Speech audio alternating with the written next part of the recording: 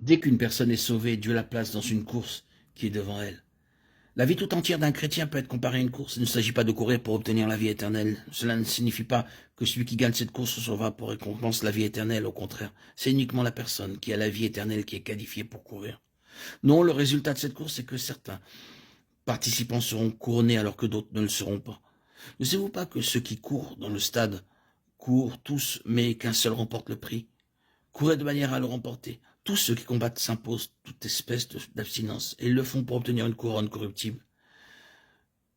Mais nous, faisons-le pour une couronne incorruptible. 1 Corinthiens 9, 24, 25. En courant cette course, nous ne devons pas seulement rejeter le péché qui nous embarrasse, ainsi que les fardeaux inutiles, mais nous devons aussi courir avec patience. Pourquoi avec patience? Parce que la récompense n'est pas donnée au départ ni au milieu, mais à la fin de la course. Elle sera accordée alors que le dernier pas de la course aura été effectué. Vous pouvez bien courir au début et même jusqu'à mi-chemin, mais vous pouvez cependant ne pas bien courir vers la fin. Gagner aussi bien dès le départ à mi-parcours et à la fin de la course est considéré comme une victoire. Avant de parvenir au but, personne ne peut garantir qu'il sera récompensé. Nous pouvons faillir dans les 5 derniers pas. Un jour, dans 1, 2 ou 300 mètres, un homme courait en tête à une vingtaine de mètres des autres, et cela dura la majeure partie de la course. Mais soudainement, il tomba à 2 mètres seulement de l'arrivée. Pour vaincre, la personne doit faire très attention.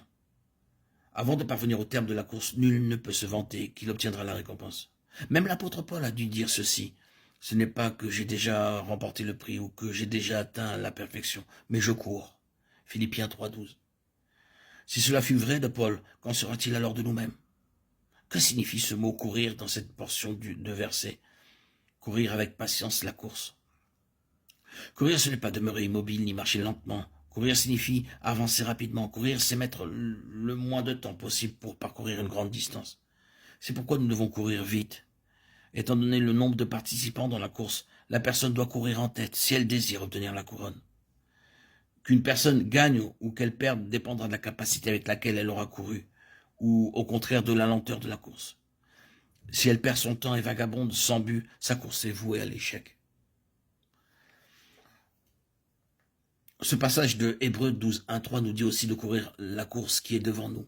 Cela veut dire qu'il n'y a qu'une seule voie et elle est devant nous. Nous ne pouvons pas choisir le chemin selon nos préférences, nous devons courir la course que Dieu lui-même a placée avant nous. Quel est l'athlète qui oserait s'écarter des lignes délimitant la course? Tous doivent courir dans les limites préétablies.